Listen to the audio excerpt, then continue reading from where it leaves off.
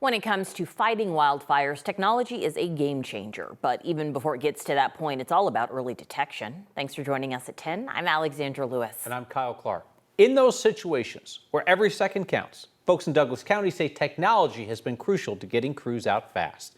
9 News reporter Shalima Maharaj joins us now with the details. Shalima? Good evening, guys. We were out near Sedalia over the weekend where crews were out there fighting the Penley fire. And that was one of the more recent examples of Douglas County turning to its technology toolkit, not only to fight this fire, but also to get there and get there fast. We've come a long way from lookout towers. Quicker detection, more rapid response. In Douglas County, they're still keeping a watchful eye from high above.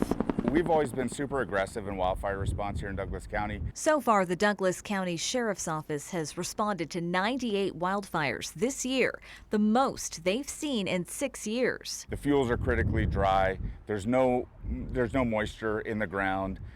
There's no recovery. So everything's just super volatile right now for a fire to spread from any ignition source. These days, it's technology helping crews gain the upper hand. The technology has helped us learn about fires faster, especially in remote areas. Part of that technology toolkit includes AI cameras. So these cameras work by identifying smoke based on an AI software algorithm, and they're trained to identify wildfire smoke specifically. Unlike satellite technology that can sometimes lag, Mike Alexander with the Douglas County Sheriff's Office says these cameras provide first responders with a situational awareness they wouldn't otherwise have. So the cameras are looking 24/7, 365 real time. That's the benefit. AI cameras are part of the equation. When we get to those fires, we're often utilizing drones. That's another piece of our technology toolbox.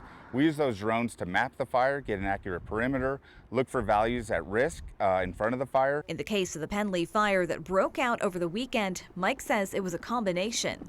AI camera images and 911 calls that alerted them. So when I see that picture, I know exactly what I'm dealing with and exactly what kind of resources are needed.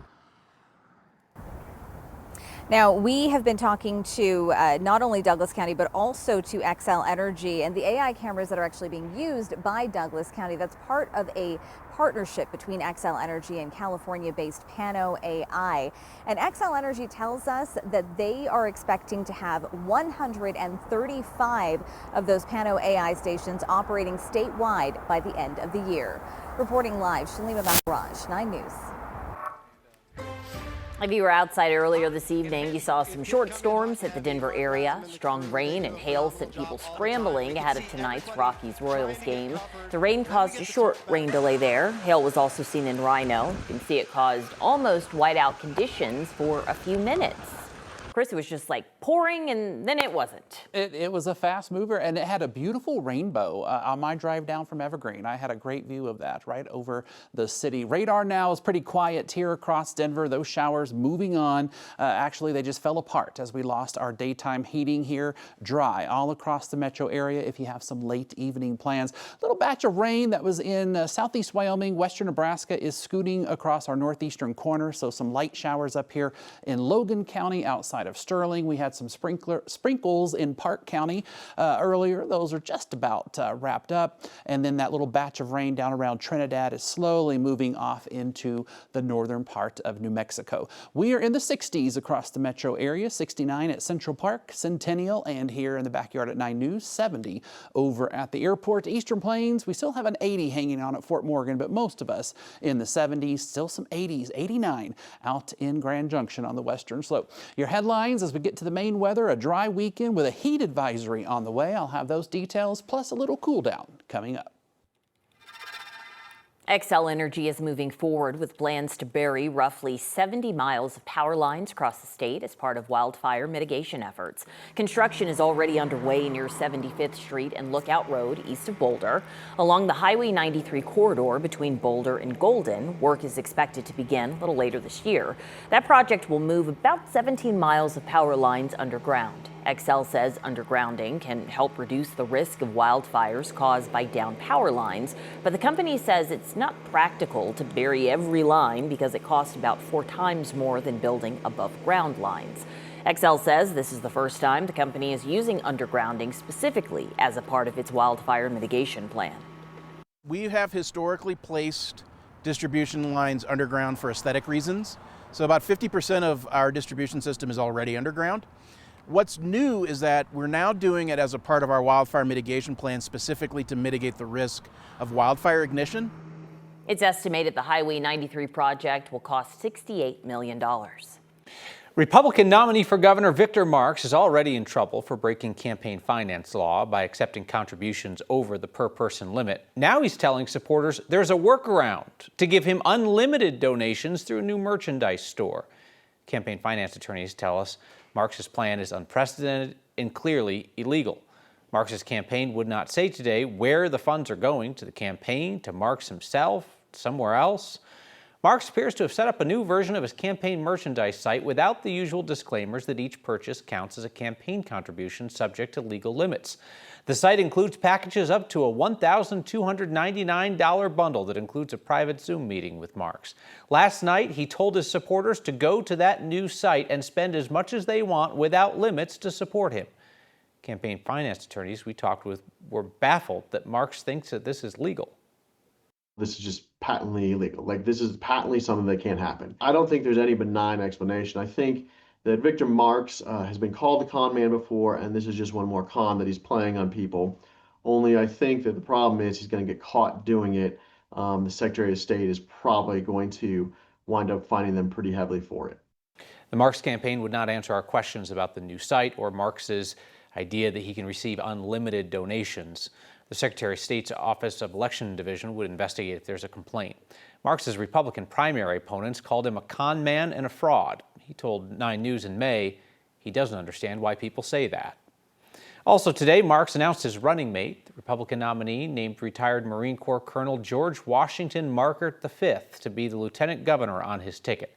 Markert is a relative unknown in politics. He moved to Colorado in recent years after retiring from a long and distinguished military career, and Markert ran unsuccessfully for the Republican U.S. Senate nomination this year. A private prison company running the ICE detention center in Aurora wants a judge to block a new state law that could let public health inspectors inside to see if tuberculosis is spreading there. A new state law requires a minimum number of health department inspections, makes the facility pay for it, and can impose a fine of $50,000 each time access is refused. In court, an attorney for private company Geo Group said that that is discriminatory because it targets federal contractors. The state's attorney argued that an inspection already happened at the facility this year and that Geo is just trying to use the new state law to avoid inspections. Adams County's health director says that her office has been trying to get in to investigate, but communication with Geo and ICE has been cut off for a month. Some of the legal arguments in this particular case were pertinent to our authority, so we have been waiting for this hearing to happen. The judge has not issued a ruling yet. We tried to speak with attorneys from Geo Group at court today, but they avoided us. A new charter school backed by conservatives in Douglas County says it'll be the only school in Colorado using pepper spraying drones to fight school shooters. John Adams Academy, Douglas County, opens this fall in Sterling Ranch. The school says the system will cost about $200,000 over 4 years. The drones are from a Texas-based company called Campus Guardian Angel. The company says the drones can be triggered by a mobile app, 911 call, panic button, or gun detection technology. They're designed to respond during an active threat before police arrive, using sirens, flashing lights, pepper balls, and physical strikes on an attacker. John Adams Academy's headmaster says the drones will not be flying around to patrol or monitor students. She said they would only be activated during an emergency and only fire with a clear command. When it comes to milliseconds, again, and looking at a multi-tiered approach to school security, we will use every tool in our toolbox to keep the kids in our school safe. Former Jeffco Schools head of security told 9 News he's concerned about bringing battlefield-inspired technology into a K-12 school. The Doco Sheriff's Office told us this technology is new to them. They've had an initial meeting with Campus Guardian Angel with more meetings planned. This weekend, new restrictions on some semi-automatic rifle sales will take effect. It's part of a law that was passed last year. It becomes official tomorrow. It applies to most semi-automatic rifles, shotguns, and pistols, specifically ones with detachable magazines. Anyone buying one of those guns will need to apply through the state's firearm safety system, which went live last week. The application will be processed by a local sheriff's office. Eligible buyers will also need to complete a safety course through Colorado Parks and Wildlife. The FBI has released new age progression images of the man wanted for the murder of a CU Boulder student more than 40 years ago. This is what Thane Smyka could look like today. He hasn't been seen since 1986 when his car was found abandoned in California. He'd be 67 years old today. Smyka is the only suspect in the 1983 murder of Sidney Wells. At the time, Wells was a CU Boulder student, Smyka's roommate, and was dating Robert Redford's daughter. Smyka was arrested but released after prosecutors decided they didn't have the evidence to charge him.